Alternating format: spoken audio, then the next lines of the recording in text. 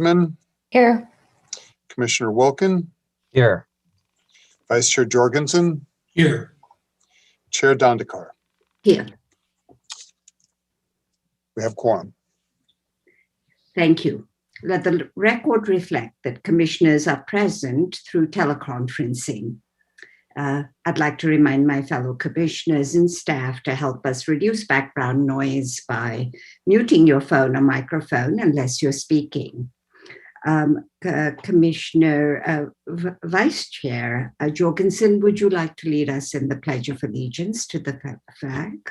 Yes.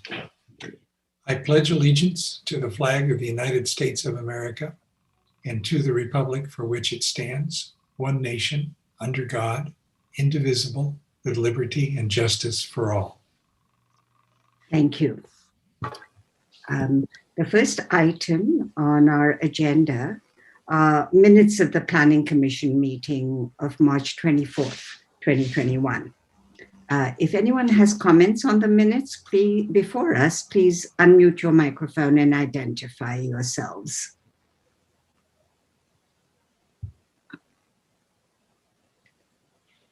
Seeing none. I'll move to approve, Chair Dandekar. Thank you. Motion to move approved by Commissioner Hopkins. A second? Do we have a second? I'll second it.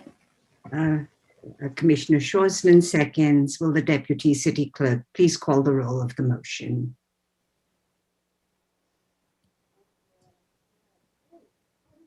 Commissioner Hopkins, Yes. Commissioner Shoresman, Yes. Commissioner Khan, Yes. Commissioner Quincy, Yes. Commissioner Wilkin, Yes. Vice Chair Jorgensen, Yes. Chair Dandekar.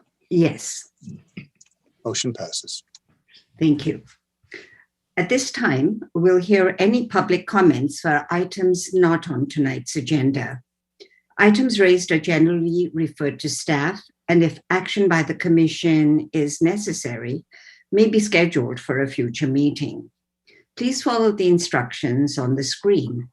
Once the public comment for this item is opened, your microphone will be unmuted and you'll have 3 minutes to speak. Deputy City Clerk, do we have any public comment? There's no comment at this time. Thank you. This is a public hearing. Any court challenge to the actions taken on public hearing items on this agenda may be limited to considering only those issues raised at the public hearing or in written correspondence delivered to the City of San Luis Obispo at or prior to the public hearing. If you wish to speak, please give your name and address for the record. Please limit your comments to 3 minutes. Consultant and project presentations are limited to 6 minutes. The second item on our agenda today is a public hearing item to review a project located at 163 Serrano Heights. I'd like to ask each planning commissioner for their ex parte disclosures of contact with anyone who has provided information to the planning commissioners, not on the record, so that information may be used as part of their decision-making process. Are there any ex parte communication disclosures? I see none. For the record, I would like to have it noted that on the visit to the site, I spoke with a neighbor, not one of the neighbors who has written comments, not an immediate neighbor, but adjoining, and was assisted in sort of reconnoitering the site because it was difficult to find, actually. So I'd just like to have that noted. Would Associate Planner Kyle Bell please present the report?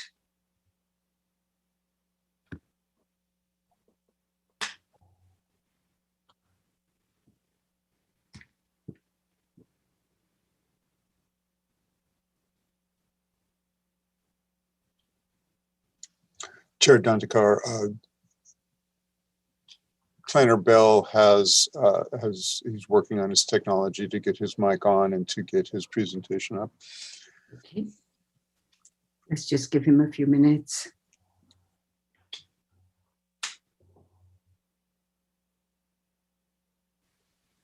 There we go. A little mute button disappeared.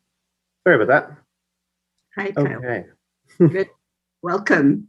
Thank you. Appreciate that. My name is Kyle Bell, Associate Planner with the City of San Luis Obispo. And we'll get right into the presentation. Tonight we will be reviewing the minor subdivision request to divide an existing acre property into 3 parcels, with an exception to the subdivision regulations from the minimum street frontage requirement. Parcel maps are typically reviewed by the subdivision hearing officer. However, when exceptions are requested, the city's subdivision regulations require the planning commission to act on the project. The project was evaluated under an initial study as required by the subdivision regulations for any parcel map which requests an exception. And the initial study resulted in a mitigated negative declaration impact. And tonight's recommendation is to approve the project and adopt the initial study. And as outlined in the draft resolution, subject to the findings and conditions for consistency with the general plan and subdivision regulations. The project site is located in the R1 zone and surrounded by R1 zoning that is substantially developed with single-family residences. The conservation open space to the west of the property is beyond the city's limit line and part of Cerro San Luis. The project site is located along an existing 60-foot wide access road known as Serrano Heights Drive, which connects directly to Serrano Drive on the northern side of Cerro San Luis. Although no development is proposed as part of the project, it is assumed that all 3 parcels would ultimately be developed into single-family residences, similar to the adjacent properties. The existing site is developed with an accessory barn and shed that are planned for demolition or removal from the site. An exception is requested for the lot frontage requirements for the new parcels, which do not provide direct access to any public street due to the 60-foot wide easement that is Serrano Heights Drive.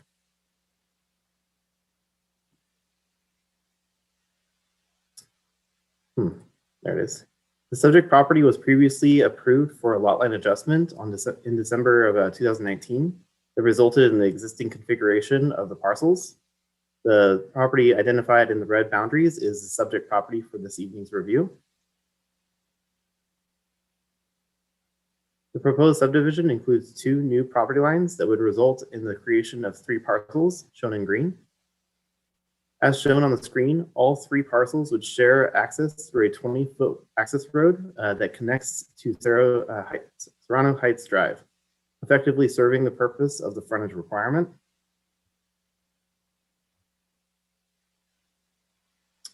Each parcel has been appropriately sized to comply with the minimum lot width, depth, and area requirements, and each parcel meets the minimum density allowances based on the parcel size, subject to average cross slope. The applicant is requesting these exceptions to provide for logical lot placement consistent with the neighborhood pattern. The project site has enough area to divide the property into 3 parcels. However, strict compliance with the lot frontage requirements will result in illogical lot patterns that places unnecessary and undesirable constraints on future development of the site. Any future development of parcels 2 and 3 would be required to comply with all applicable development standards and guidelines for hillside development based on their average cross slope. Condition 3 has been incorporated into the draft resolution, which designates each of the 3 new parcels as sensitive sites and requires architectural review for any future development of the sites.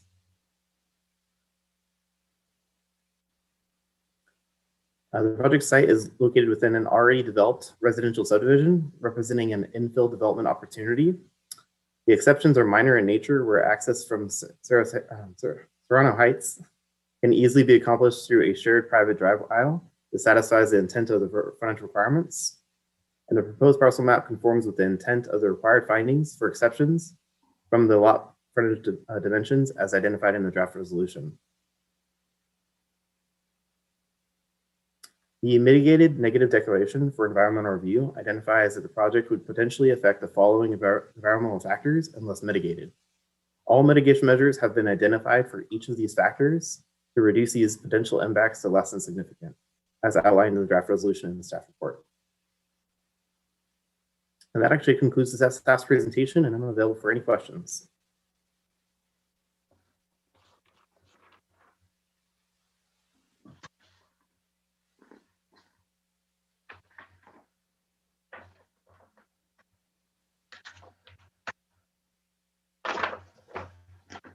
I'm sorry, I'm not. Can I call on commissioners by name in order, alphabetic order? Commissioner Hopkins.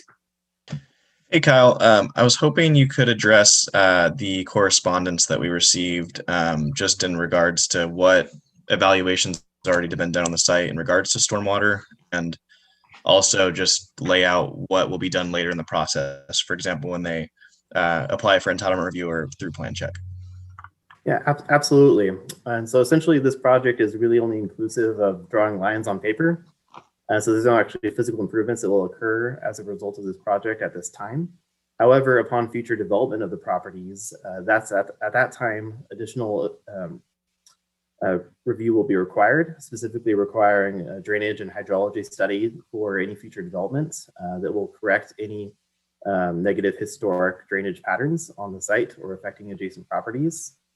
And we have a soil study that was done on the site that didn't identify any sensitive areas for groundwater or anything like that. So the reviews have been done and provided and evaluated as part of the environmental review study.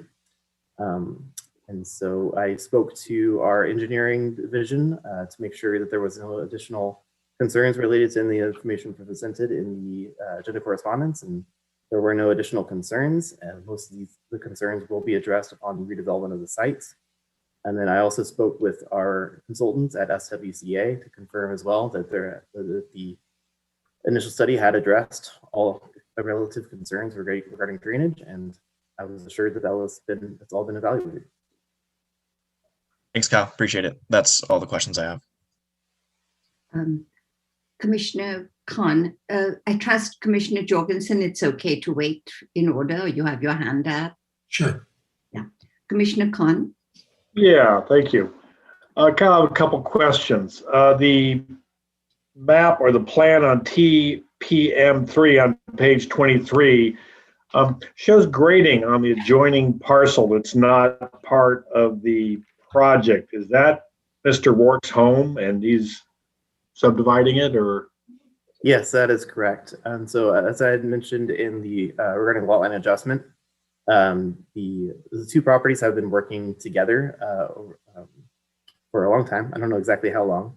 Okay. And so he is the owner of both properties, and he's planning the subdivision for Okay. lots. Because it also shows 2 water meters on his parcel down here near the road also.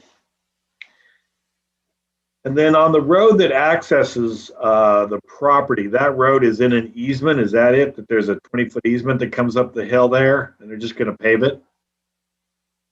Correct. It's actually a 60-foot wide easement, but the actual road is 20 feet wide. Oh, wow. And so, yeah, so those improvements will be necessary for, fire access and vehicle maneuverability and things like that. Okay. And then just the plan that I just spoke about, page 23, shows that the shed and the barn are to remain, but I guess the conditions of approval would govern. They would say they're being removed, or else you have to have an agreement with the house to leave them. That's correct? Yeah, exactly. I spoke to the owner regarding this, and he was in favor of relocating these features off-site or on his existing property, rather than having them be independent on their own lot. Yeah. And so we incorporated that condition to just kind of clean up the property to make sure it's ready for future development. Yeah, and this, as a general comment, all 3 parcels are going to be fairly difficult to build a house on. I mean, I think it's possible, but especially lot 3, there'll have to be quite a few ukes removed, and it's going to be an interesting foundation on these units because the slopes are so steep. But anyway, it's been done. That's all the questions I have. Thank you. Commissioner Quincy. I don't have any questions. Thank you. Commissioner Schwarzman. Commissioner Hawkins asked my question, so I'm done. Okay. Commissioner Jorgensen. Ditto, in the sense that I had the same question, but let me just follow up about the stormwater, Kyle. If these lots are developed over a long period of time, one at a time, each lot would be responsible for its own stormwater plan from the regional agency. Is that correct? That is correct. However, because of the access way, drainage will also be addressed for the improvements for that shared drive aisle. And so there will be an analysis done on all 3 lots in order to provide access to just one of them. I see. That seems important to me. Otherwise, this could be drag on for years, but without a proper plan in place for the developments as they occur. I understand that. Thank you. Commissioner Waldkin. Yes, thank you. Getting back to, well, let me start first with a comment I thought I heard you make, Kyle, about improvements not being done in connection with the parcel map, but won't there be some road improvements and the catch basin and the fire turnaround that will be required to be constructed in connection with the parcel map?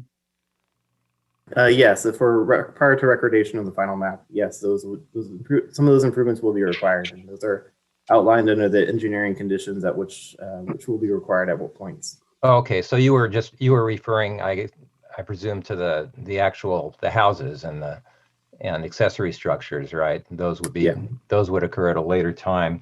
So on the drainage, I was wondering, I see a proposed AC dike that's on the downhill side of the proposed 20-foot private access on Parcel 1 and portion of Parcel 2. I was wondering if there was any plan to direct drainage from Parcel 3 onto that, I think it's a 12-foot driveway that's proposed, so that it could be directed to Serrano Heights instead of going downhill, downslope and into Mr. Rourke's property.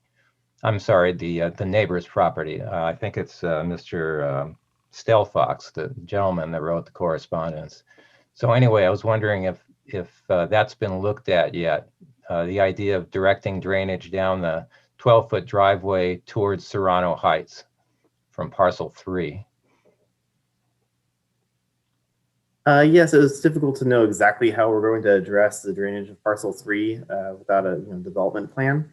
But typically, one solution would be to connect it through the private easement, and that's probably the most viable option at this time. And so we don't have a full analysis of that at this moment, but that would be done upon the road improvements.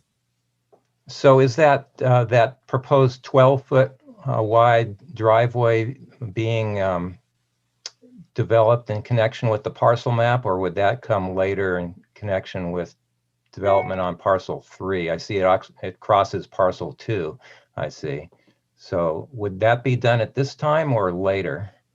And if it's done at this time, it seems like this would be the time to address the drainage on that driveway.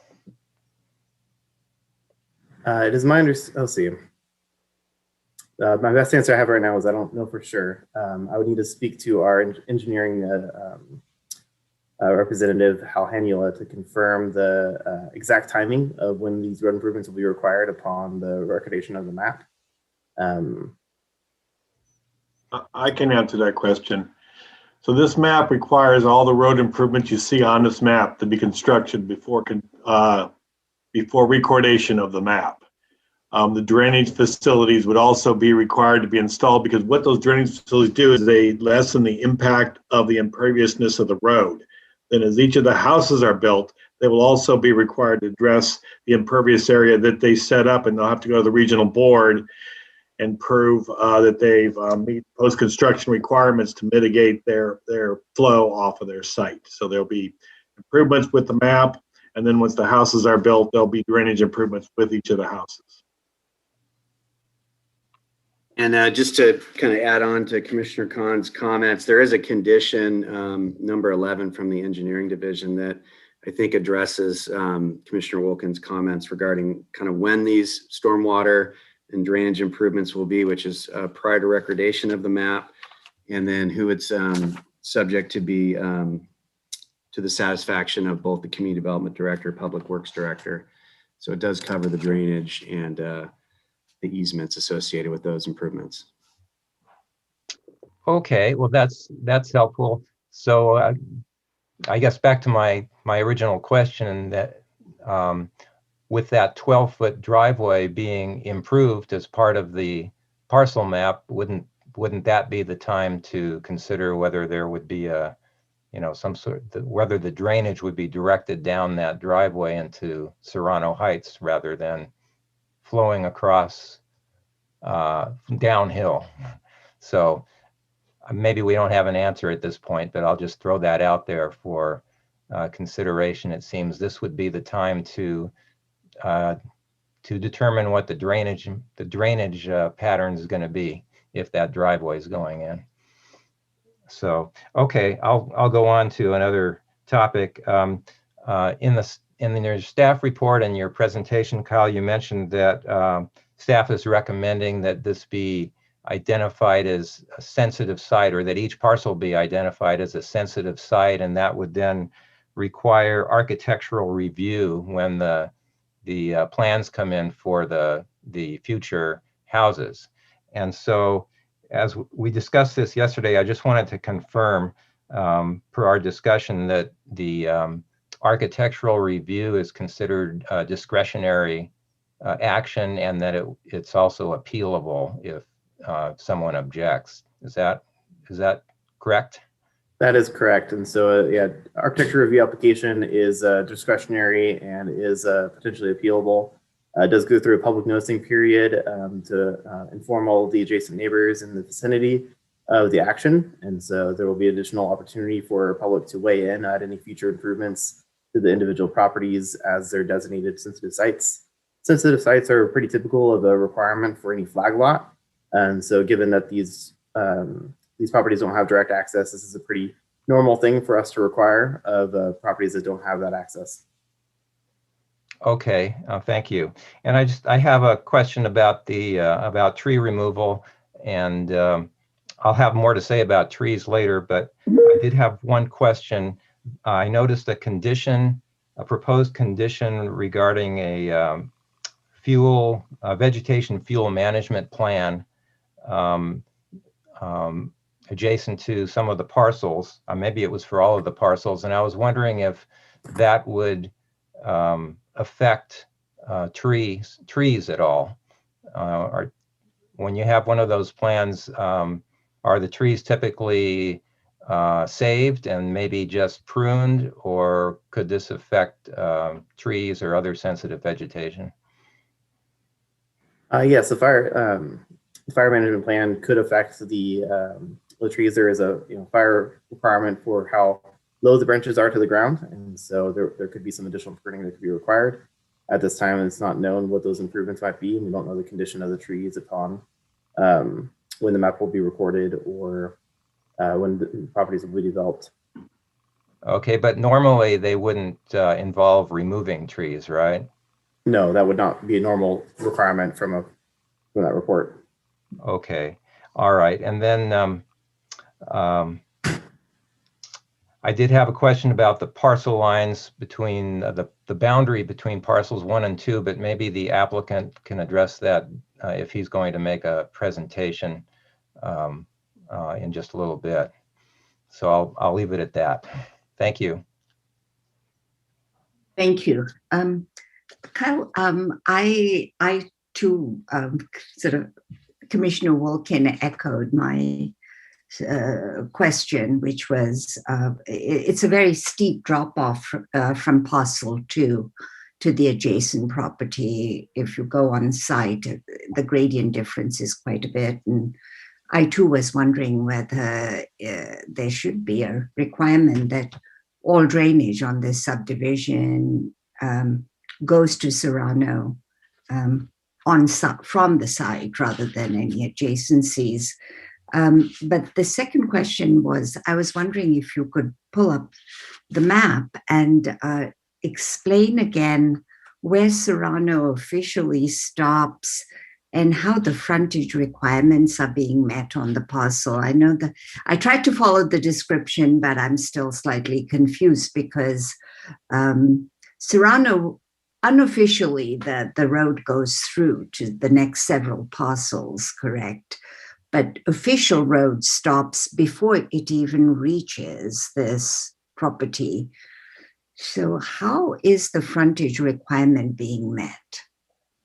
So the easy answer is that the frontage requirement is not being met because it's essentially an easement rather than a public right of way. But overall, the intent of the frontage requirement is to provide direct access to streets. And so the shared drive aisle, the 20-foot shared drive aisle that will provide access to all three parcels, will effectively meet the intent of the subdivision regulations for providing access through an easement agreement between all three properties.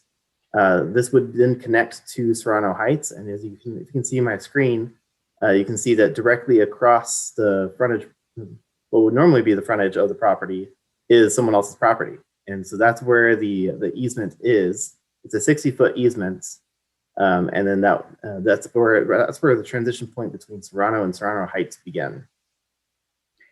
And does that 60-foot easement is a recorded easement that covers all the subsequent parcels that are currently accessed by that dirt road?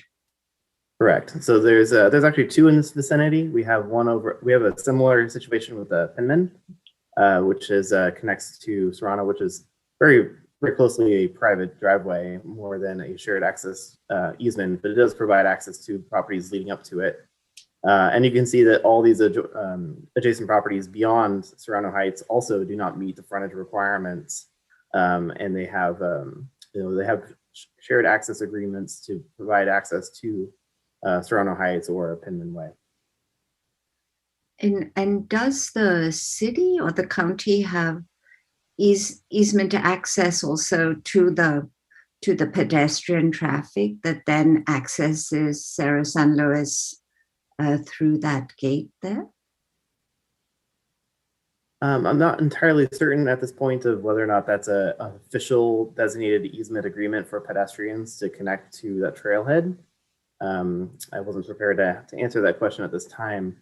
But there is an existing easement that does outline the different opportunities for, say, for the fire truck access or fire department access or police access. The easement would provide, those kind of services. And so that's all been accounted for. But as for the pedestrian access to the trailhead, I'm just uncertain at this current moment.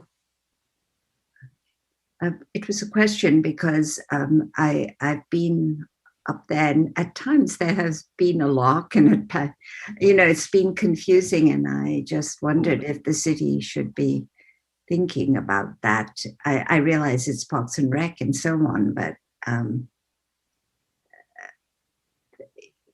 it's the road that sort of we're dealing with. So that was a question. Thank you. So, are there any public comments on this project? City Clerk, Deputy City Clerk, do we have any public comments on this item? Yes, we do. We have two people who have asked to speak. I'm sorry. I'm sorry. I did not. I jumped over the applicant presentation. My apologies. Is there an applicant presentation? Well, there you go. The applicant I have listed is John Rourke, and I don't see Mr. Rourke in our attendee list at this time. I've asked Planner Bell if he knows if there was somebody to stand in for him. And he didn't have anybody listed. I can give him a call real quick, and I will be right back to see if he's having any sort of internet trouble or anything like that, if that's okay. So meanwhile, Kyle, if it's all right, we'll have any public comments if there are any. Is that okay? Maybe we just wait, just to keep procedure. Let's wait. I'm afraid Yeah. that we would have to open it back up to public comment a second time.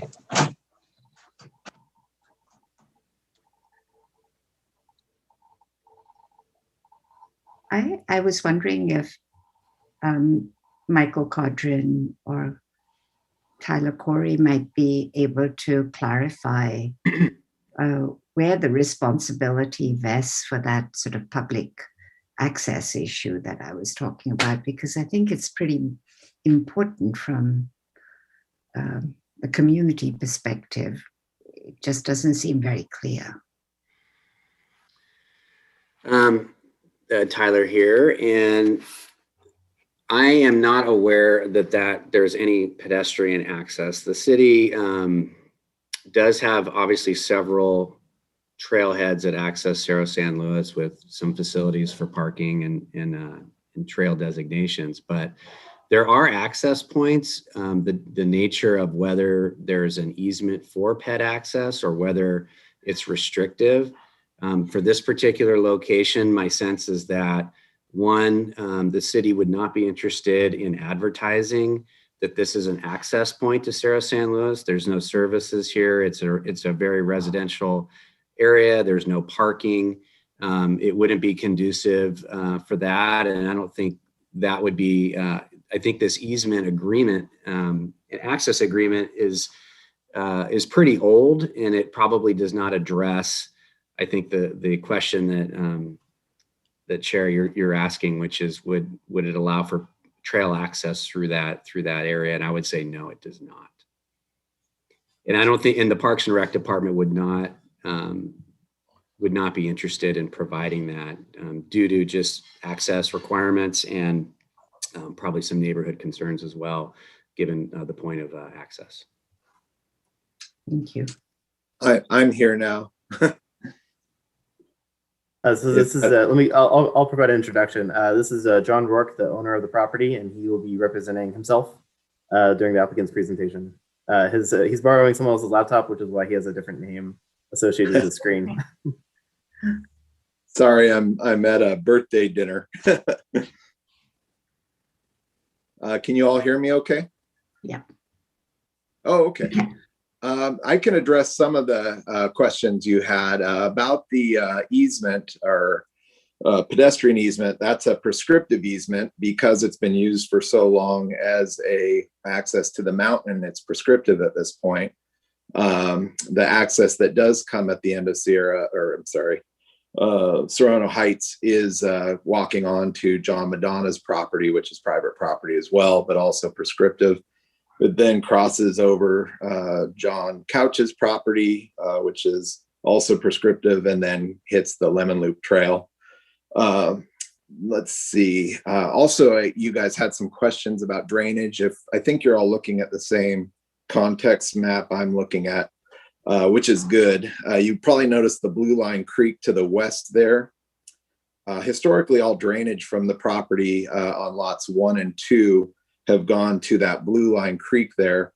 My guess is any future drainage, the city's going to want to see it go to the historical, what do you call it? Blue Line Creek.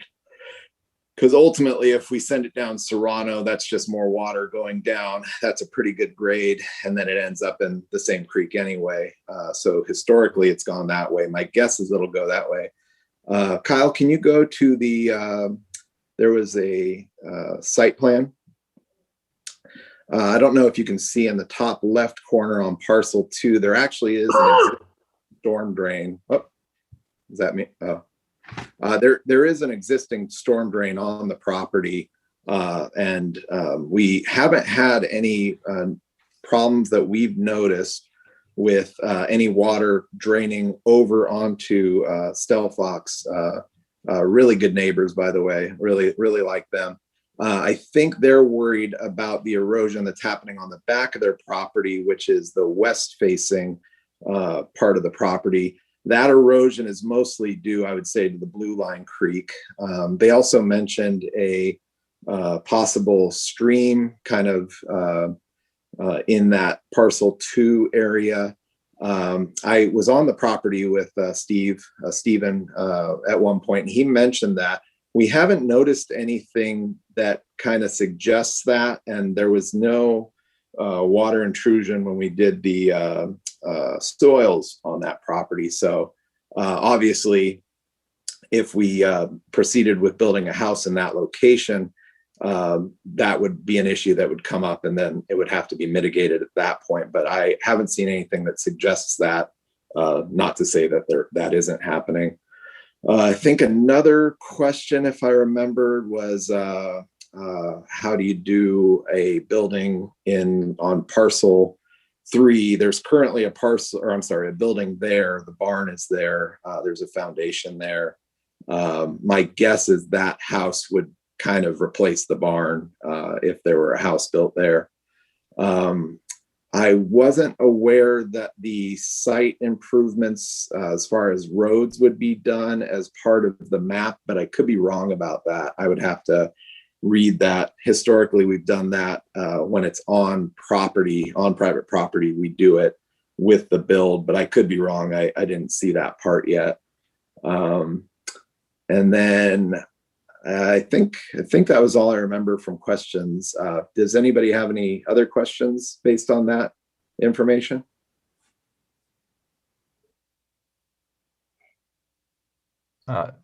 Madam Chair, I do have a question for the applicant, if that's okay. Certainly, Commissioner Wilkin. Yeah, so I'm looking at parcel 1 on the screen right now, and it looks like it's extremely constrained by trees, by oak trees, as far as getting a reasonably sized building site on that parcel without removing or disturbing oak trees. And I was wondering why that was the location selected for the lot line, and why it couldn't be moved further to the west towards the fire turnaround to provide more of a level building site that wouldn't require removal of oak trees. Sure, good point. I think the reason that long skinny parcel, which is parcel 2, is that shape was to meet the cross slope requirements because of the amount that the parcel falls off towards the, northwest. That had to be a longer, skinnier lot to meet cross slope requirements. That said, these are deceptively large lots. The footprint without even touching those oak trees with a 20-foot setback from road is a 30 by 50 footprint, which as a 2-story would give you a 2,500 square foot house with a 2-car garage.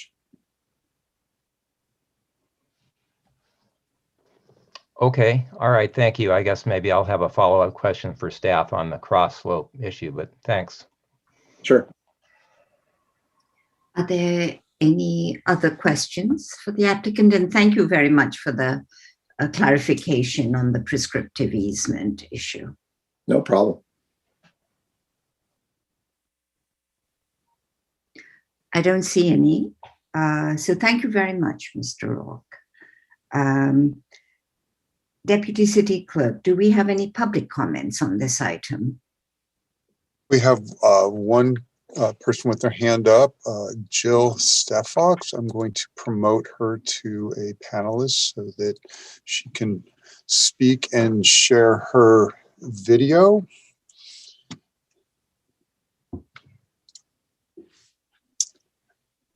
Hello. No. Can you see me? Are we good? Yep, you are on, and I'll start your timer when you begin your speaking. Great, thanks. I have 4 points. We're the downhill slope neighbor, and my husband sent the email. So we have, previous to us buying the house, the backside hill of our house eroded quite considerably from drainage going down to the creek. So we've spent a long time and looked at it very clearly. Our house, it's hard to tell from here without looking closely, but our roof line is about 10 to 15 feet below the long lot there, and it's about 20 feet away. So it's very, very close to the edge, and the slope is very steep. We had a lot of erosion, and we've been trying to fix it. We've been told that there is an underground stream there. It runs through our property, and it starts, up in, I think, what's Parcel 2, and comes down to the creek below. And so our big concern is we're already dealing with erosion, and having the drainage from this go straight down into that creek, straight through our property, will cause more of it. And we sent in some pictures to show sort of the magnitude of the erosion. It's pretty significant. This was, just for clarity, this was one lot just about 24 months ago. I don't know, John, exactly, but it's been split into 2 and now into 4. That's just a point of clarification. Trailhead parking is very, very congested.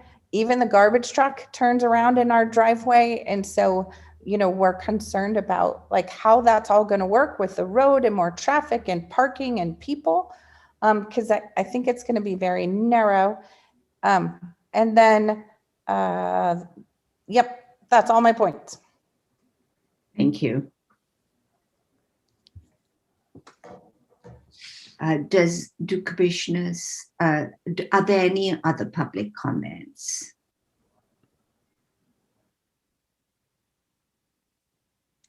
There are no other public comments at this time. Thank you. I'll close the public comments and bring this back to for commissioner deliberation.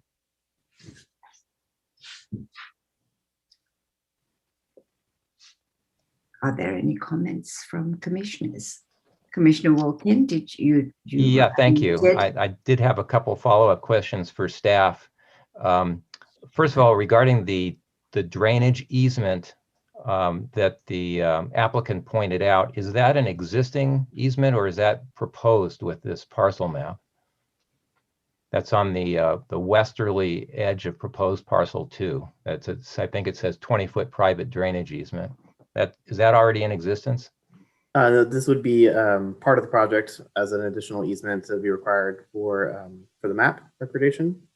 But there is an existing work, some work that has been done out there. I'm not sure how far back for some direction of drainage. John might be able to touch a little bit more on what's the current status of that site. Yeah, currently that storm drain, which you see on the screen right now, extends past the property line onto John Madonna's property, which dumps into the creek. The drainage does not currently cross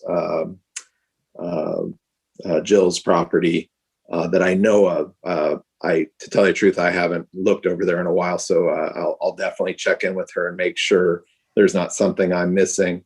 But there is currently a storm drain that was put in, from what I was told years ago, that takes all the water coming off under the ukes there and across parcel 3 and parcel 2, and kind of goes in that storm drain you see on the surface, and then does not go onto her property, but does go onto John Madonna's property, which is the west property line. Okay, so if I understand correctly, there is some sort of storm drain or stormwater improvement there now, but the easement is being proposed with the parcel map. Is that correct? Okay. Correct. All right, great, and thanks. Next question for Kyle. The applicant mentioned that if the lot line between parcels 1 and 2 were revised, it would increase the average slope of parcel 2 above 20%, I presume. Is that a problem, or does it matter?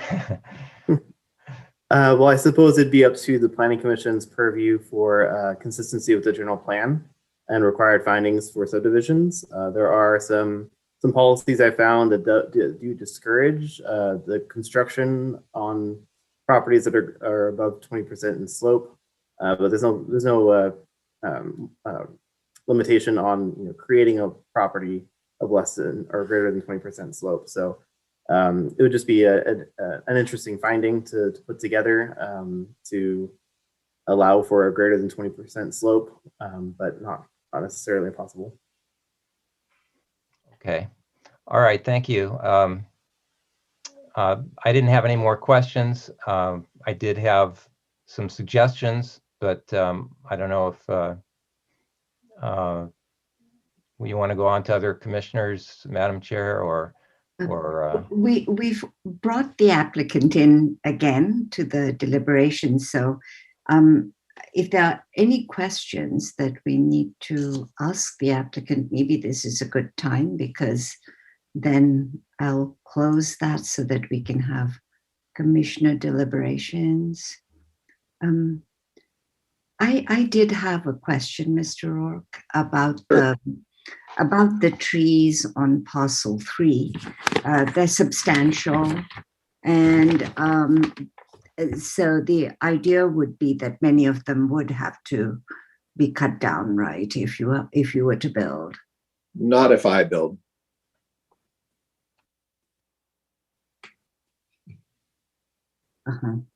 Yeah, sorry, I'll expand on that.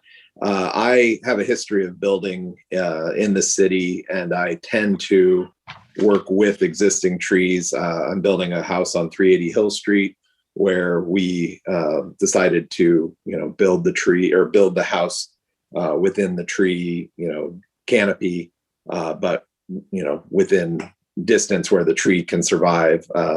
If I were to build a house there, it would actually go where the barn is, and it would probably be, we would probably use a moment frame system, maybe even I can't think, the caisson system, so that we don't disturb the trees. Those trees are pretty important to me. I live in the house, as you can see, or on the property there. And those trees are a great wind block for me. So if I were the one building that house on that property, I probably wouldn't do anything to those trees. I would probably thin them out. There's some kind of scraggly looking ones in there, but there's some beautiful trees in there, and my goal would be to leave them. Thank you. Commissioners, are there any other questions of the applicant? Yeah, I have one question. Mr. Rourke, are you planning to take access off this new road to your house that you're living in now as part of this project? Not currently. That's an option that we've thought about. My wife doesn't like that idea. Okay. Wouldn't your existing driveway be cut off with this road being constructed? Oh, yeah, sorry, you can't really see it, but that's a wraparound driveway. We currently access the property. Yeah. No, we currently don't use the driveway that you're seeing. We use, yeah, exactly. We come in that way, and then we park. There's actually a carport that you can't really see. That's that's the carport. So I park there. All right, I got it. Thank you. Appreciate the clarification. Yeah, no problem. Any other questions, commissioners? Yes, Commissioner Quincy. Hi, I wanted some clarification on the prescriptive easement. Are we talking about the 60-foot easement that Serrano? We're not. Okay. No, sorry. So prescriptive easement, from what I understand, just means that people have been walking on that for so long that at this point you can't tell them you're trespassing. At this point, it's been done for so long that you can't keep them from doing it. There is, however, a 60-foot recorded easement for ingress, egress, and utilities for all parcels to the, what is that, the south of the end of the city street. Okay, I got you. So I guess I just missed it. Where are we talking? Where is the prescriptive easement, and what was the relevance of that? Oh, sorry. One of the, what do you got? You guys are board members, right? I'm trying to Commissioners. Commissioners, sorry. I asked. Sorry. I hope there was no offense calling you board member. One of the commissioners had questions about pedestrians being able to access the property, and she wasn't sure if that was a city thing. Gotcha. All that is private, but it's prescriptive at this point. So it's prescriptive across our properties there. And then it's prescriptive when you actually get on the mountain there, because that actually isn't city-owned property. That's John Madonna and John Couch. You cross both of their properties before you get to the Lemon Loop Trail, which is city-owned. Gotcha. Thank you. I missed the context. So I oh yeah, no problem.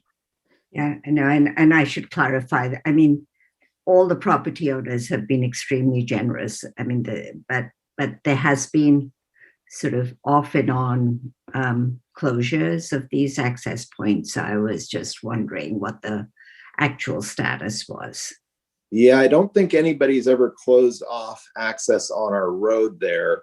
I have seen locks on the gate, but I think people assume that they're locked. Usually there's there's a padlock there, but it's not actually restricting access. I think people are tentative to go up there if they haven't been there before, but all the neighbors are great, and everybody, is waving and, friendly. Yes. And John Madonna too, from the other side. Oh yeah, great guy. Yeah, allows access to his property. Yeah. Thank you. Are there any other questions for the applicant? If not, thank you very much again, Mr. Rourke. Yeah, no problem. Commissioners, it's for your deliberations. Chair Dondekar, this is Deputy Clerk Christian. I just wanted to suggest that, for a clean meeting, since there was additional information presented by the applicant during that extended question and answer, you may want to open it back up to public comment, just in case that inspired any questions. That's a good point. Yes, let's cycle through again. The meeting is open for public comments should anybody want to have a say. And this is Kevin again, and all that being said, there's nobody raising their hand right now, but let's just give them a few seconds to do so. If anybody wants to make public comment at this time, go ahead and you raise your hand and you'll be promoted to be able to make your comments directly to the commissioners. If you have already commented, you will have whatever time was remaining in your original comment time.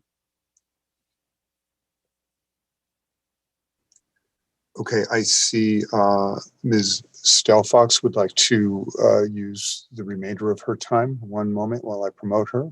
Thank you.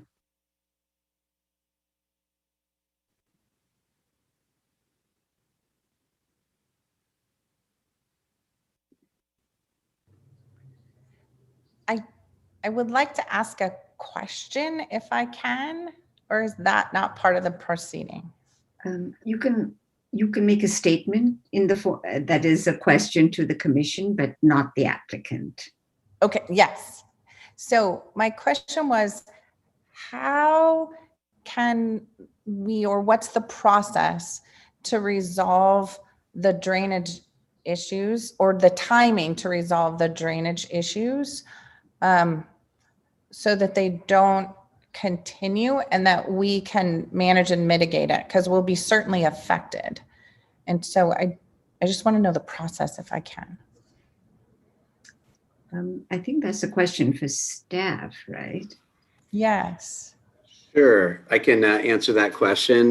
The process is as outlined in condition number 11 that I noted earlier, is that all of the details surrounding drainage and easement locations and point of disposal all happens prior to any of these lots being recorded and legal to sell.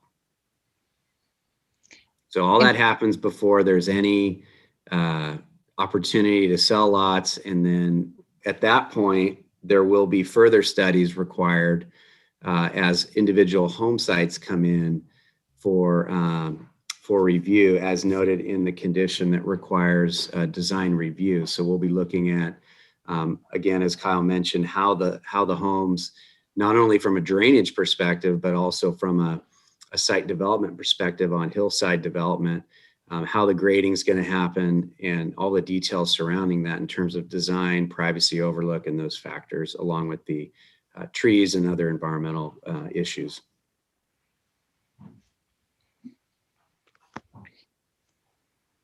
Thank you.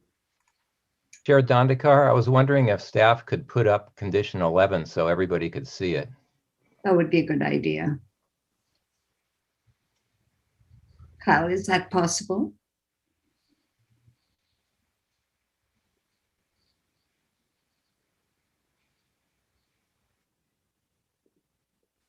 All right, one moment while I pull it up.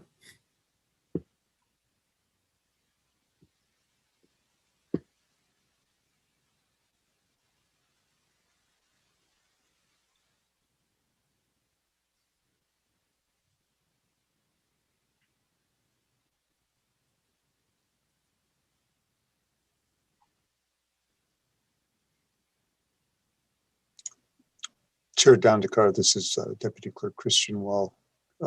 Planner Bell is bringing up that. I just wanted to let you know that I had demoted Ms. Stelfox back down to an attendee. Her time had been used up. Thank you.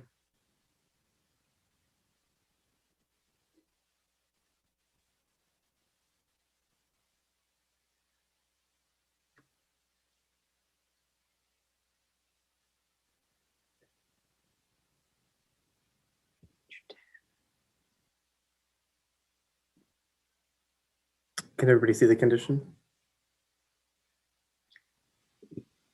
Yes.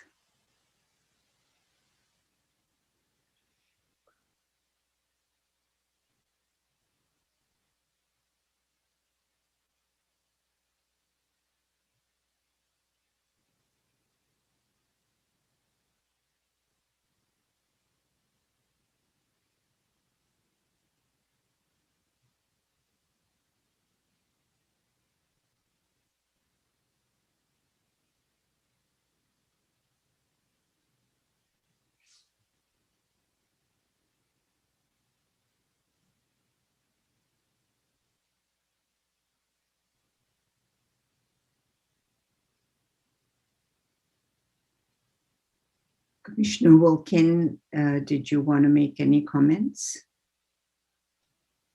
Thank you. You mean on this condition, you mean?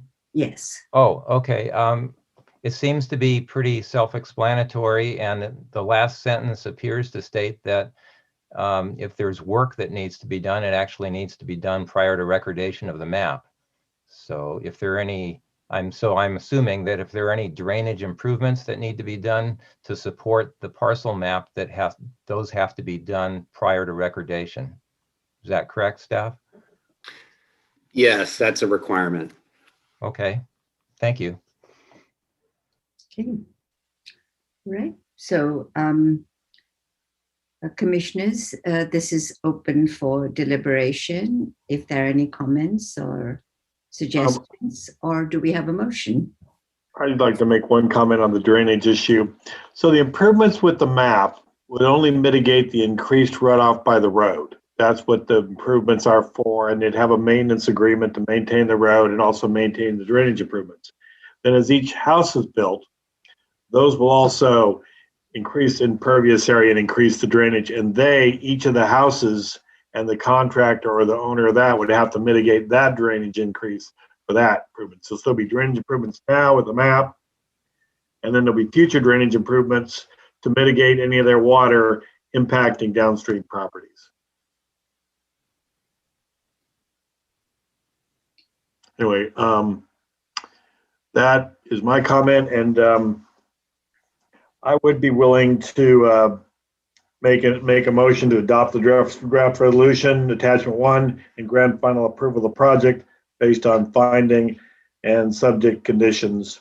And I'd like to, discuss that with the group. Okay. This is Commissioner Wilkin. I'll second the motion, but I do have a suggested revision to a condition for the motion maker to consider. And so Great. Thank you, staff, for putting that up on the screen. The purpose of the revision really is to address the sensitive nature of the proposed building sites. And I'm sure the future development would be very sensitive to the site if the applicant himself builds it, but we don't know who's going to be doing the actual building in the future. And so, as you know, the parcels are fairly steep and wooded, and parcel 1 has several oak trees on it, which makes it maybe a little difficult to develop a building site, although the applicant pointed out that it's possible to do that. So the purpose of this condition is to recognize that the site is sensitive and to try to limit the amount of disturbance on each parcel, and to limit the removal of oak trees. I think on a project like this, ideally, you would identify building envelopes within which future development could occur. But we don't have that. And so in the absence of identified building envelopes, I think a condition would be appropriate to limit the site disturbance, or to minimize the site disturbance, and to avoid removing oak trees. So that's what this language does. It just basically says that the plans that are submitted for the parcel map will minimize site disturbance and avoid disturbance and removal of oak trees that are greater than 4 inches. And that would be confirmed during the future architectural review that would occur on each parcel when building plans are submitted. So that's my suggestion, and hopefully the motion maker would accept that as part of the motion. Commissioner Wilken, I have a question on that. So would the parcel map actually show the building site? Is that would be a recorded building site, or how would it be laid out? No, actually, the parcel map would just have a note that says what that new language says. So the parcel map would just have a note that says the site selection for the future buildings are to minimize disturbance and avoid removal of oak trees. And then when the building plans come in through the architectural review, staff would just confirm that that's the case, that the building is being done sensitively without avoiding oak tree removal. Are there oak trees out there? I went and visited the site. I only saw the ukes. I didn't see any oaks, but I assume there's some out there. The plans seem to show a number of oak trees on parcel 1. Okay. Yeah, I know what you're talking about. Can I ask the staff whether this represents any concerns from a procedural point of view? I'm happy to answer that. So from a procedural standpoint, this is pretty standard for tree preservation for any normal property aside from one within the R1 or R2 zoning. So any oak tree below 10 inches in diameter would be able to be removed without a permit typically. And so this condition, as worded here, provides the opportunity to prioritize or preserve or relocate oak trees as necessary to accommodate any future development, so that to avoid removal. Procedurally, I don't see any conflict here. So are you saying, Kyle, that the standard is 10 inches rather than 4 inches? In accordance with the tree removal ordinance, a 10-inch diameter oak tree or less could be removed without a tree removal permit. And so this condition worded as a minimum of 4 inches would account for any oak tree that is within 4 to 10 inches that wouldn't be otherwise protected by the tree ordinance. Commissioner Wilken, is that your intent, that you would supersede the tree ordinance of the city? Yeah, since this is a subdivision, I think it's within the commission's discretion to to recognize that the oak trees are sensitive, even if they're less than 10 inches. I'd also point out that even for the oak trees that are greater than 10 inches, the tree removal standards actually don't prevent removing them. It just requires, as I understand it, a permit to remove them. So with maybe some conditions for compensatory planting, yeah, I believe that's it. So the ordinance actually doesn't prevent the removal of oak trees. So since we're creating 3 new building sites here, and one site that is close to several oaks, I think it would be a good idea for us to recognize that they're sensitive and that the future buildings should avoid those. And if they're not going to be avoided by, making that parcel 1 a little bit bigger, then I think this is a good way to avoid removal of oak trees with this condition. So This is that's Commissioner my rationale. Sorry, I'm going to cut you off there, Commissioner Wilkin. Go ahead. I did have one quick question. Would the process be, Kyle, if, for example, say these trees were deemed, they were dead and now they were a fire hazard? Would this language wouldn't prohibit our ability or make it more difficult to remove in the instance of it being a health and safety condition? Well, as it's written with the words minimize and avoid, it just kind of prioritizes preservation of healthy trees. And so if a tree was identified as dead or dying and necessary to remove for the health of the remaining trees, I think that's a normal process that the city arborist would be able to evaluate and prioritize. Okay, great. Thank you. So Commissioner Khan, you accept the condition? I have one more question on the condition.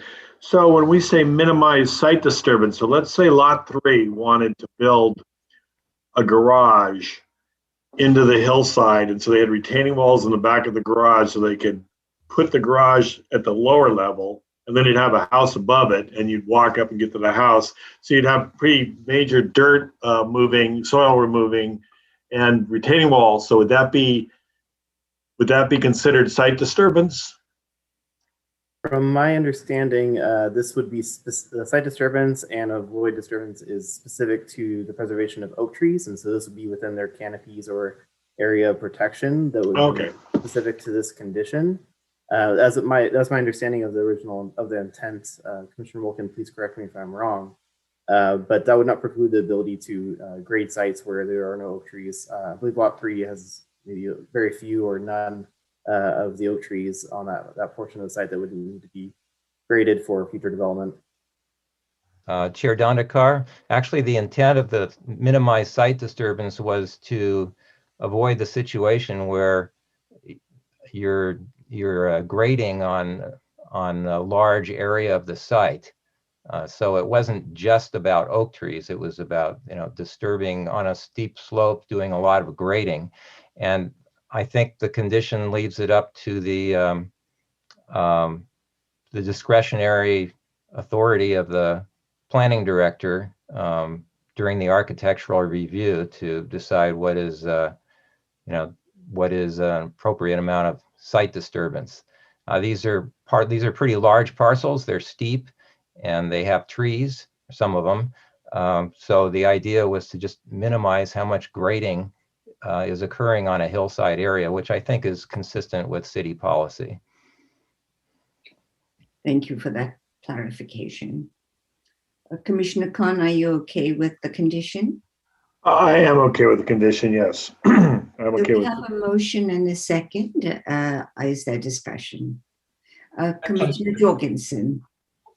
Can I go back and revisit the question of a building envelope? Is there a reason why that wouldn't be a consideration here? Because what we're getting at is that there are a number of factors that would have to be weighed when a building site is actually picked. Slopes, drainage, the storm drainage plans, the trees that are there, the access from the driveway, all of those things. And it seems like in some ways an envelope would be a smarter way rather than sort of putting it so much just on the diameter of the oak trees. Especially since if they were 10 inches or above, anyhow, they're already going to be subject to a permitting action. Just to jump in on the question on building envelopes. So building envelopes, to establish those now would require much more time, much more money, and much more work to determine where those would best be located, which would be more appropriate once there's an actual home design and there's an actual additional studies to show, like, again, where the appropriate location is going to be. To address a part of what Wilkins' comment regarding site disturbance, again, just to reiterate, these sites are going to be subject to the city's hillside development standards, which have pretty strict parameters around grading outside of building footprint areas. And so all of that, as was mentioned, will be reviewed through the design review process that will be triggered with that condition. And so that'll be triggered regardless of exactly how this condition reads. Correct. It's a separate condition. Mm-hmm. Okay. Are there any other concerns or comments? I don't see any. So it seems to me we're ready for a vote on the motion with the condition of that was introduced by Commissioner Wilkin. Will the Deputy City Clerk please call the roll of the motion? Commissioner Khan, Yes. Commissioner Wilkin, Yes. Commissioner Hopkins, Yes. Commissioner Quincy, Yes. Commissioner Shoresman, Yes. Vice Chair Jorgensen, Yes. Chair Dandekar. Yes. Unanimous, passes. Thank you. Commissioners, we have one more item on the agenda. Can we just continue, or do you need a break? Continue, say yes. Otherwise, okay. All right. So the next item on the agenda, item 3, is a public hearing item before us, is to review proposed specific plan amendments allowing childcare facilities within the Margarita area and airport area specific plan. I'd like to ask each planning commissioner for their ex parte disclosures of contact with anyone who has provided information to the planning commissioners not on the record, so that information may be used as part of their decision-making process. Are there any ex parte disclosures? I don't see any. Thank you very much. Would Contract Planner John Rickenbach please present the report? Thank you, Madam Chair. Tonight and I'm going to try to share my screen with the presentation, if this will work. Let's see if I can do this.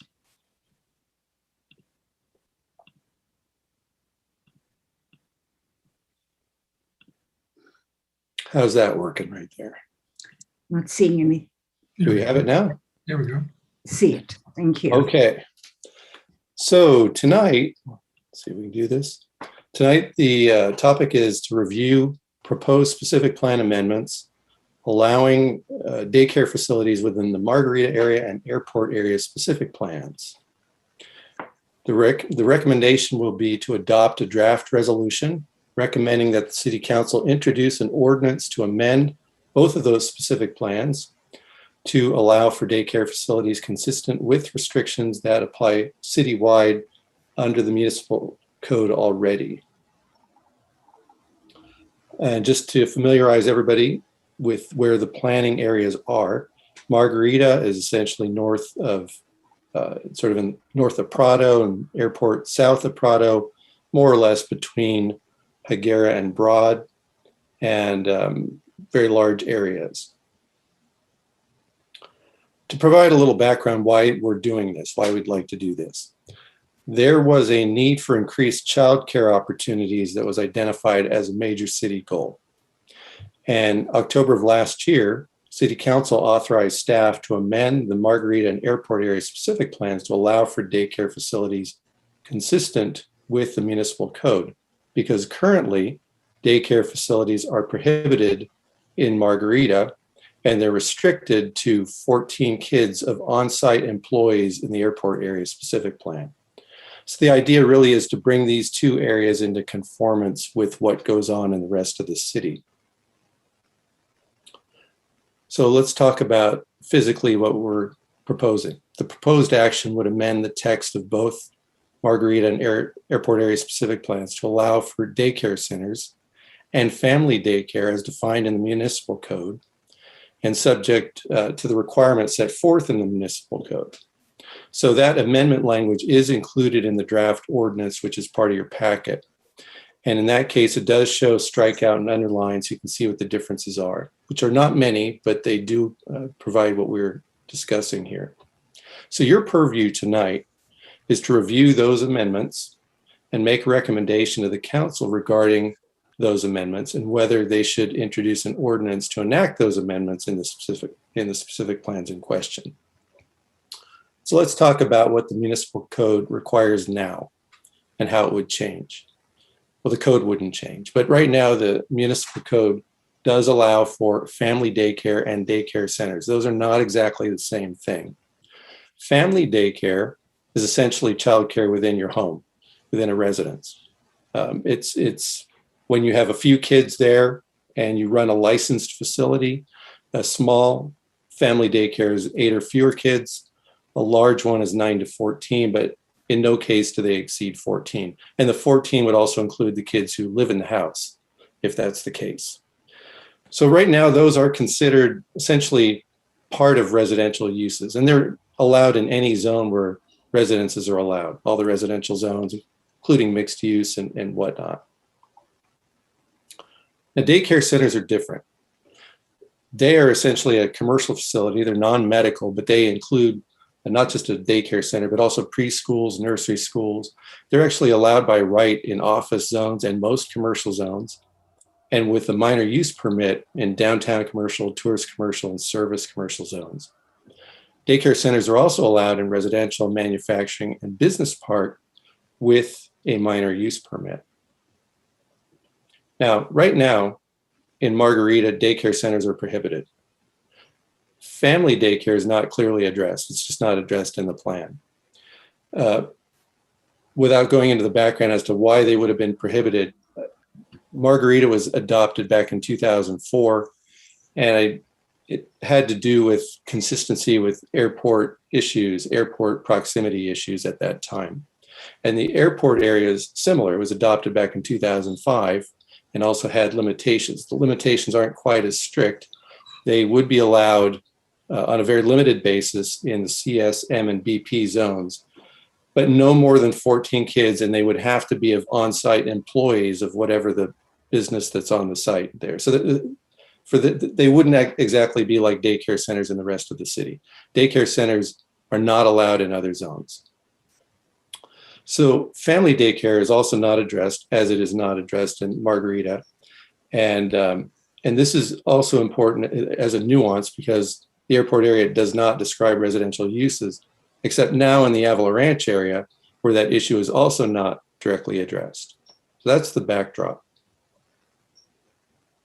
So let's talk about what the airport land use plan process has to do with this. Currently, the airport land use plan allows for daycare facilities as a special function, allowable in safety area S2.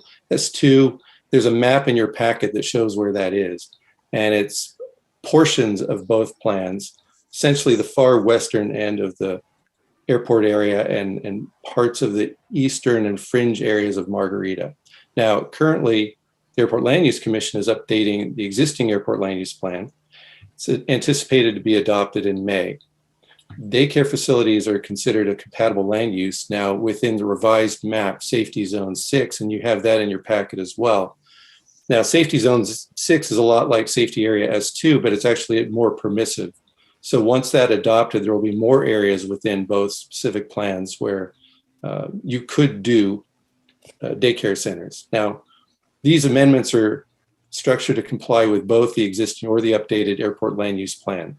And they would only allow for daycare facilities in those safety areas that I described. So those are essentially the general traffic pattern areas and not the more restrictive parts, zones near the airport. So what are the amendments? In Margarita, it's a series of minor text changes, mostly in the residential zone descriptions that just say, now we allow daycare centers. And it eliminates any language prohibiting daycare centers in the commercial and business park areas. By doing that, it essentially makes it consistent with the rest of the city in terms of what's allowed in the municipal code.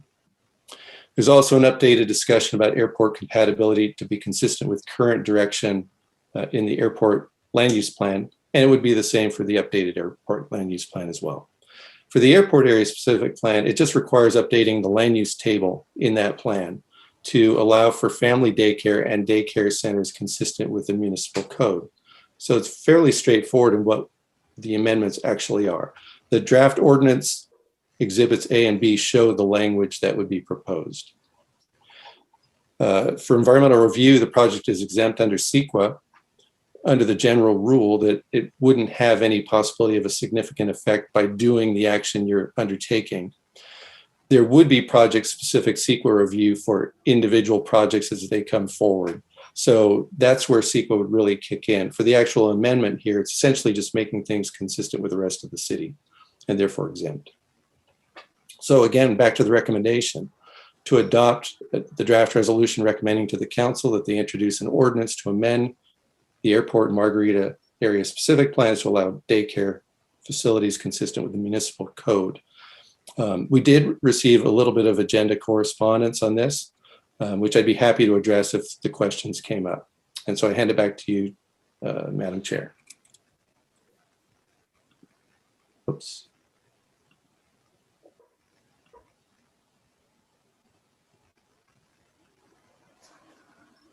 I think you're muted, Chair Danikar.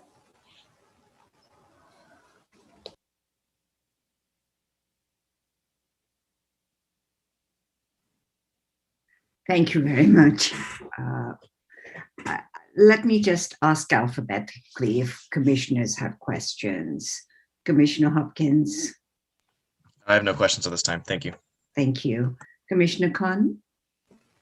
I have no questions. Thank you. Commissioner Quincy. Just one question. I saw in the staff report that the Airport Land Use Commission is going to be considering these amendments in terms of consistency at a meeting, it looks like maybe in a week or two. Is that correct?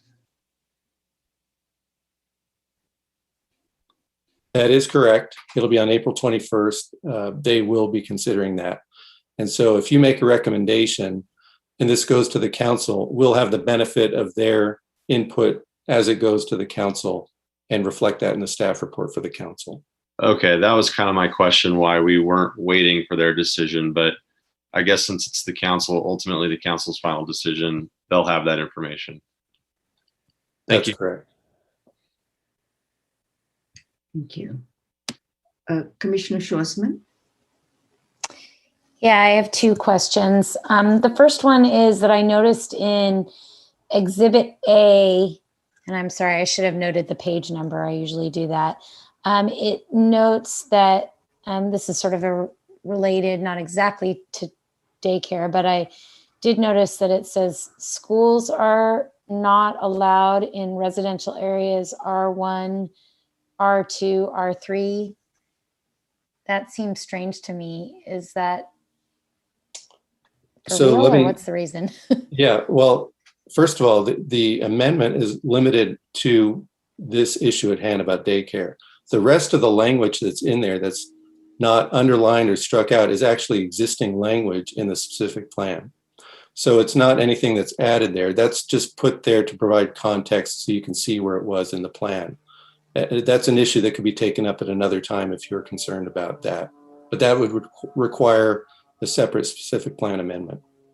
Okay. maybe I'll ask a question offline of staff about that at some point, because it just doesn't make sense to me. But more related to this, then I did notice, and you made a comment about it, that safety area S2 and zone 6 seem like they overlap or are of similar, at least. Can you clarify, is one bigger than the other, or is one inclusive of the other one? Sure. Safety area S2 is the general traffic pattern zone in the current airport land use plan. And safety zone 6 is the replacement version of that in the proposed update. In general, they cover the same ground, but the safety area 6 actually allows, it's more permissive. It's a larger area that they've determined, the Airport Land Use Commission, that it's okay to have land uses in a larger area, let's put it that way, as compared to what's allowed right now in safety area S2. Okay, so just to clarify then, this amendment would allow daycare centers in all of zone 6, correct? That's correct. Okay. That's correct. Thank you for that clarification. That's all. Thank you. Commissioner Jorgensen? No questions. Commissioner Wilkin? Yes, one question for Mr. Rickenbach. The staff report and the proposed findings state that the amendments that are before us are structured to comply with the airport land use plan, and also would allow for daycare facilities only on sites that are within safety zones S2 and zone 6. But when I look at what I'm puzzled about is when I look at the amendments themselves, the language, there's no reference to safety zone S2 or safety zone 6. And I was wondering what the reason for that was, or maybe it's not needed because the uses are governed by the airport land use plan anyway. I think that's the answer right there. Any activities that go on in the city, whether or not they're in these planning areas, if they fall within the purview of the airport land use plan and the commission's purview about seeing if it's compatible with the airport land use plan, it's referred to them. So in this case, it's not really necessary to say anything within zone 6 is okay. If it's not within zone 6, it's not going to be okay with the airport land use commission. So the idea is by leaving that language out, it allows the flexibility for them to change the plan. And in their airport land use plan and in the draft plan that's on the street right now, it has a land use table that shows this as compatible within zone 6, but it shows it as not compatible within any of the other airport safety zones. Okay, all right, that makes sense. So if an applicant comes to the city and they want to propose a daycare facility, I presume that when they first meet with the city staff or at the counter, they're informed that, well, this is in zone 6 or not in zone 6, and therefore you can or can't do this use. That's correct. You know, it doesn't say so in the specific plan itself. Is that right? That would be part of the advice staff would give to an applicant. And of course, there'd be some consultation, ultimately formal consultation with the Airport Land Use Commission if the application got far enough down the road. That's right. Okay, thank you. I think I've asked everybody. I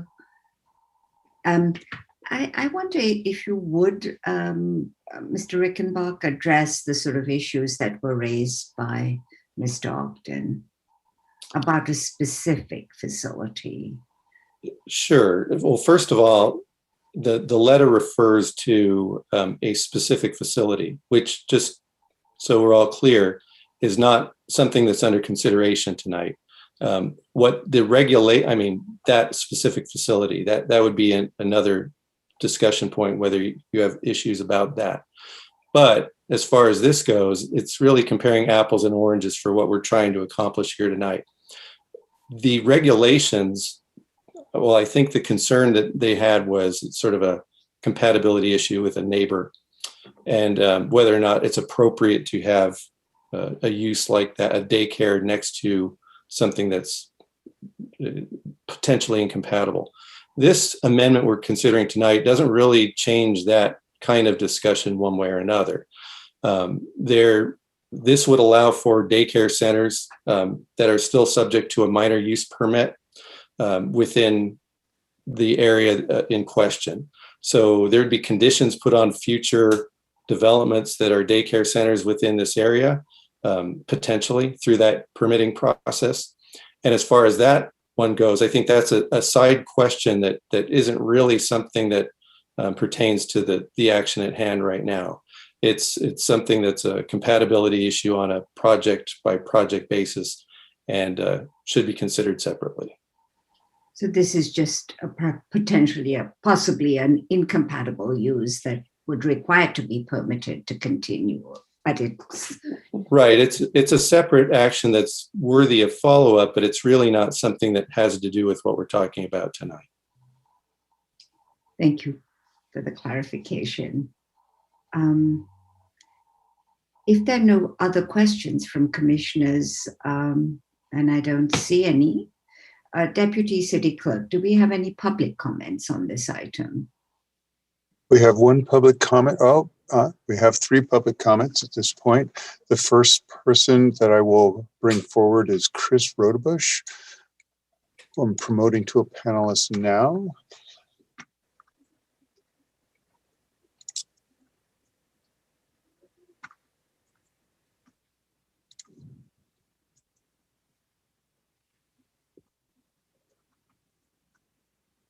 And Ms. Rodebush, once you have your mic on and you begin speaking, I will go ahead and start your timer and you'll have 3 minutes.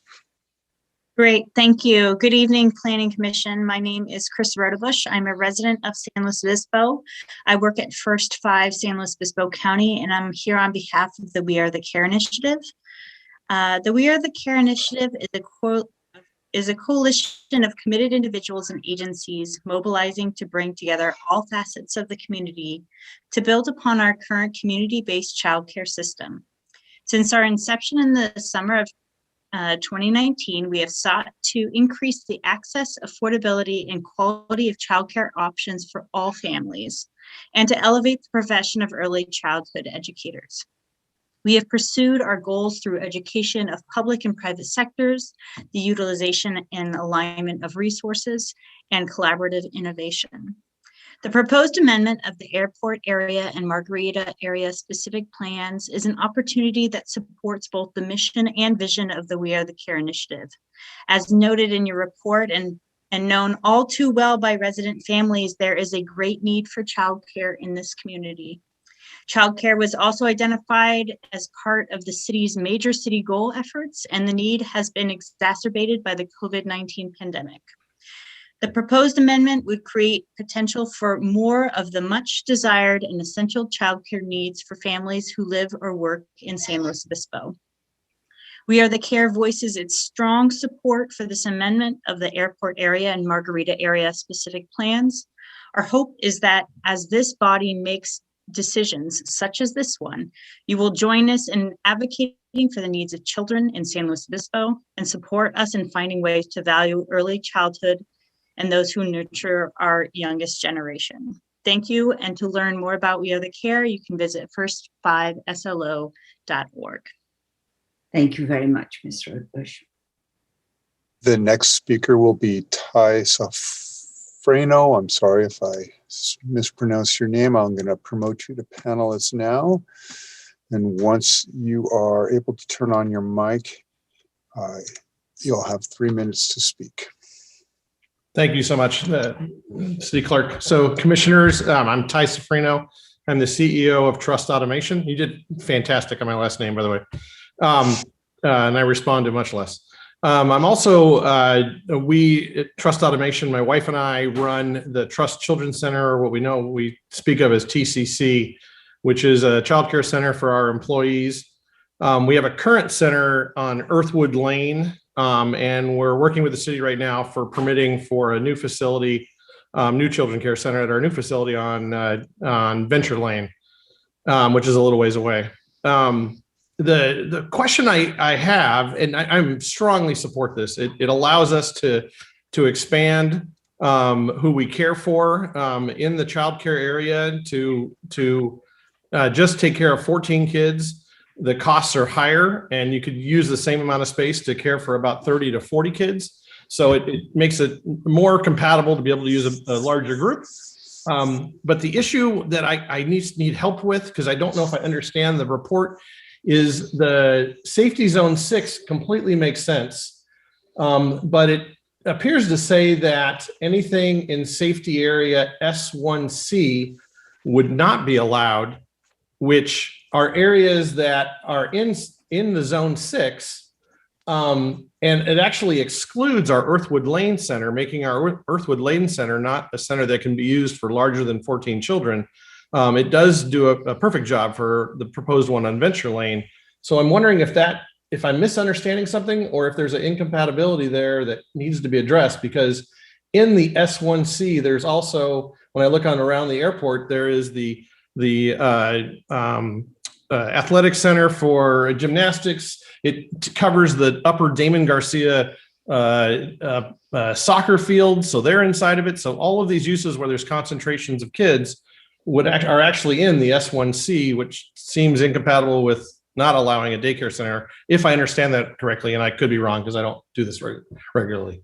On that note, again, we strongly support it. Thank you for your consideration, and if anyone can clear up that confusion, I would really appreciate it.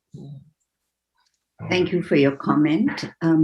I think we will go through the 3 outside comments and then ask staff to respond if that's I think appropriate procedure. Fantastic. The next person to speak will be Shauna Paulson. I'm promoting her to a panelist now. And Ms. Paulson, once you're able to turn on your mic, you'll have 3 minutes. Thank you.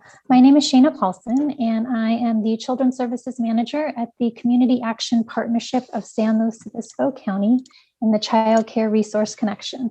And I've just figured out how to turn on my camera. I apologize. I'm here tonight representing not only CAPSO's Child Care Resource Connection, but also the San Luis Obispo County Child Care Planning Council. And I just wanted to express our shared excitement over the item before you and the recommendation to amend to allow for daycare facilities in the Margarita area and the airport area specific plans. So at the CAPSO Child Care Resource Connection, we're the designated resource and referral agency. And in this capacity, we collect and maintain a great deal of data on our local child care supply and the need for care in the community of San Luis Obispo. So there are currently 54 licensed child care businesses, and they are all struggling to keep up with the demand for reliable, high-quality childcare in the city of San Luis. Not only are these businesses called upon to meet the increased demand for residents that are created by the additional housing that, the housing that's been growing in our community, but they're also called upon to meet the need of non-resident employees. So this is a growing population as businesses expand in San Luis Obispo. Childcare plays a really critical role in the early care and education of our community's children. It allows parents to work and our local businesses to thrive. So we are in full support of the expansion of childcare access and, more importantly, childcare choice in the city of San Luis Obispo, and really appreciate your consideration. Thank you. Thank you very much for your comments. Are there any more public comment requests, City Clerk? There are no other comments at this time. Thank you very much. I'll close comments and bring this back. Can staff respond to the question that was asked by Mr. Serrano? Yes, Madam Chair. It's a good question. The 2 zones that were referenced, one was S1C and the other was Safety Zone 6. Zone S1C is a designation in the current Airport Land Use Plan. Safety Zone 6 is a designation that would apply in the updated Airport Land Use Plan. They're not exactly the same thing. Now, the question partly was, are there not uses right now within the specific plan areas that are within S1C that have higher concentrations of people. That may be the case. I'm not entirely sure. But again, those projects would have been approved not because of what the city said, but because the Airport Land Use Commission deemed those to be compatible uses in the review of those projects, or they should have. I'm not sure the record of some of these projects that are being referenced. There was a recognition by the Airport Land Use Commission over time, and this is through discussions with commission staff there, that the mapping that was used was not as accurate or updated or had the proper technical information behind it. And there was an effort to try to update that map, which ultimately led to the update that's being considered right now. The map that's in the new plan is a little different than the map that's in the existing plan. And the zone names are different, for example, and the boundaries of those zones are different. So in the very short term, S1C will apply until they update their land use plan or the entire airport land use plan. And once they do that, zone S1C and all the other zones that currently exist will disappear and be replaced by the new safety zones 1 through 6, at which time that's the only zone that will matter. So in the very short term, the fact that we're referencing zone S2 in this report, safety area S2 in this report, is because that was the direction given to us by the Airport Land Use Commission as to what would be compatible right now. If they changed what's compatible on their end, that's what the city will go by, and that's what the updated airport land use plan will be doing. So Mr. Telfano's question is better directed to the Airport Commission. Probably. It's a good question, though, but it'll be moot once they update their airport land use plan, which we'll have some direction on right now. There's a public draft of that plan out as of March 31st. I'm not sure exactly when they're taking action, although I think they're considering it at their upcoming meeting this week or next week on the 21st. And I don't know when adoption would occur, but probably pretty soon, potentially May. Thank you.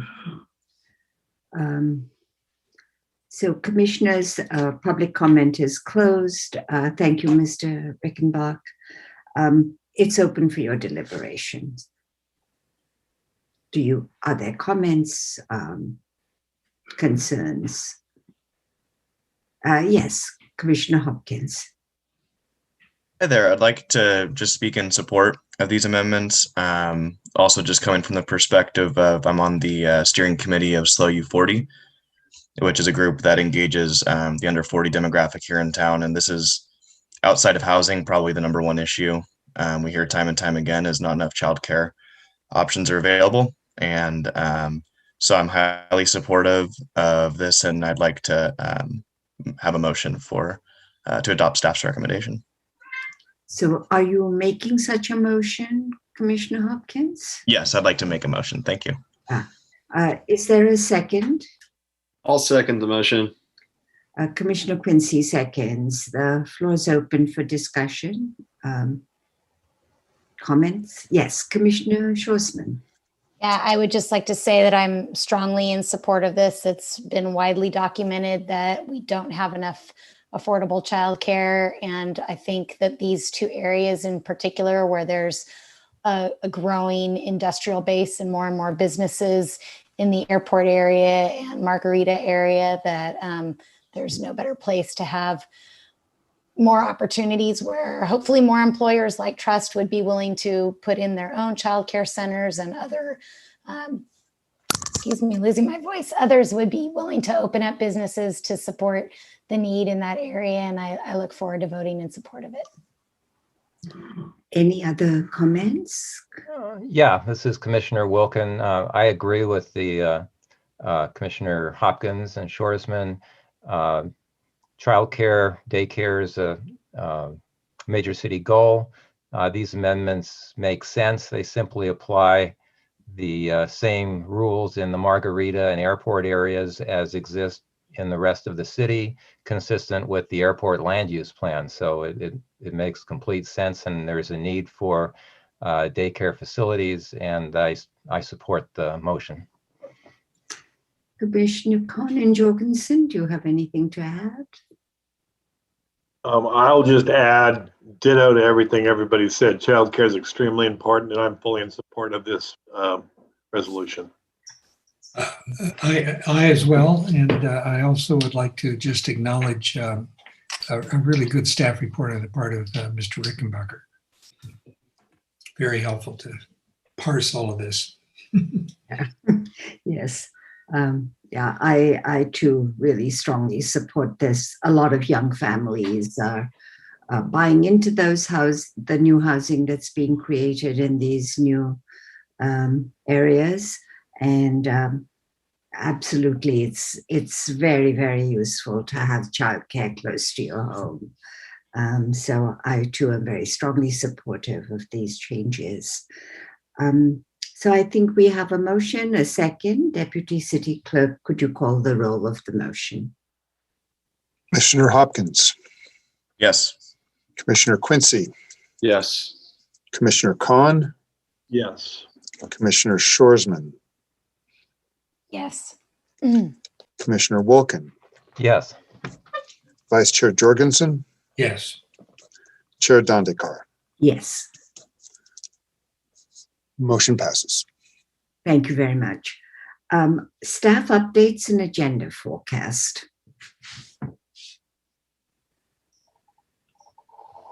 Right. Thank you, commissioners.